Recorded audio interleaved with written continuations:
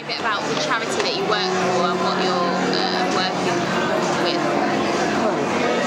I work for a small charity that covers the 7 West London boroughs called Out West. It's an LGBT charity. They were funded by Trust for London to pay to have someone work in schools to do homophobic, transphobic bullying.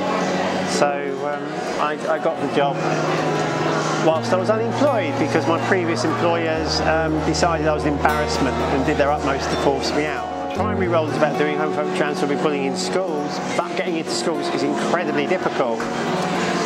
Because of that, I've tried a more kind of sort of circuitous route to get into schools, which has involved doing a lot of work with the police, because in London, the Mayor's Office of Policing and Crime is sending out hate crime packs to all the schools in all the boroughs this summer. And so I've been working around hate crime issues with the police. I also work on 2 hate crime services as part of my role with Out West, to actually try and use these as a means of getting into schools. And in an ideal world, if you could go back to your childhood and be happy, what factors would you change that you think would have made a massive difference in terms of you being happier growing up? If I'd done something about it years ago, if I'd said something. But as I said, the time in which I grew up was not a time when it really would have been a good time to reveal it. So, and people often mistake gender with sex. So there's this kind of idea that it's kind of tied up with sexual orientation, so people sometimes think that we're kind of confused about our sexual identity. No, it has nothing to do with sex at all.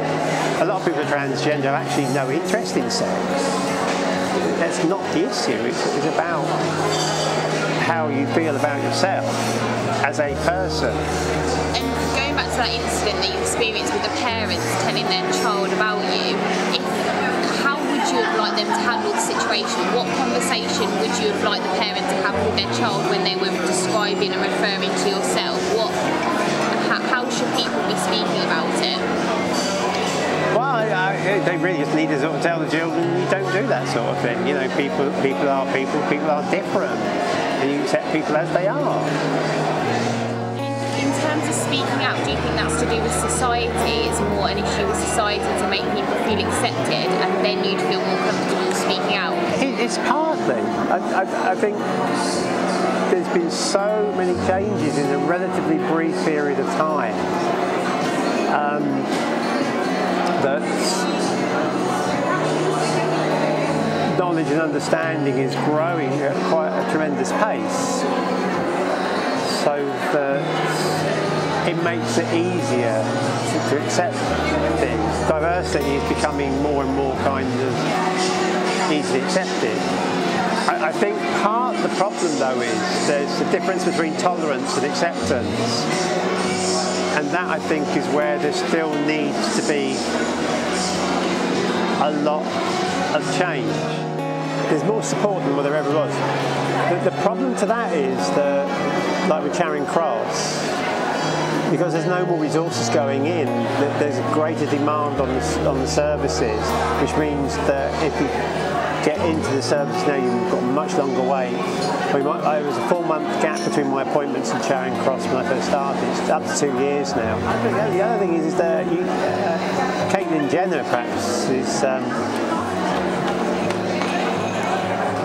a bit of a two-edged sword, because she's raised the issues, much more publicity, very open, but there's all that money that she's got for surgery that's gone into it, when she's 65. I was only quite happy when I was about 15, let alone 65.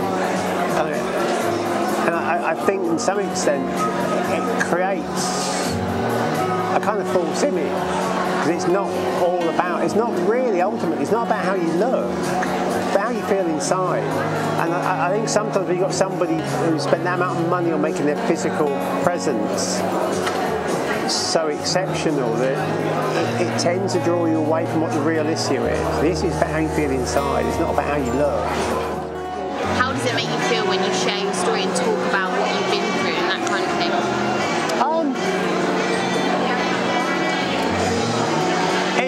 it's always interesting because, one, the reaction you get from other people. So far when I've done it, it's always been positive. It's always been quite interesting. Occasionally what happens is I discover something about myself that I'd forgotten or never quite dawned on me before. So that's always good. The other thing also is that I've learned with a lot of things where I've talked is that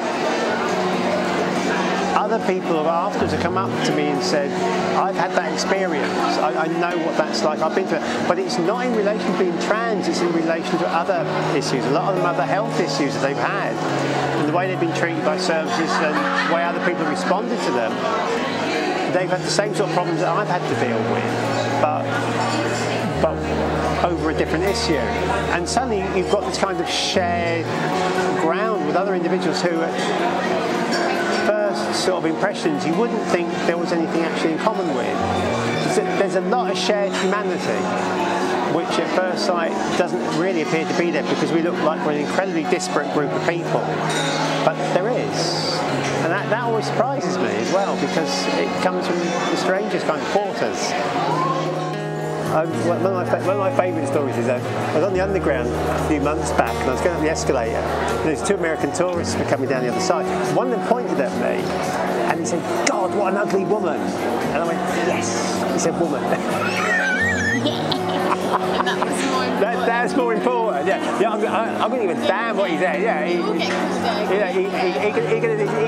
can describe me whatever disparaging terms he wanted. But the woman, I'm happy. That's it. Fine.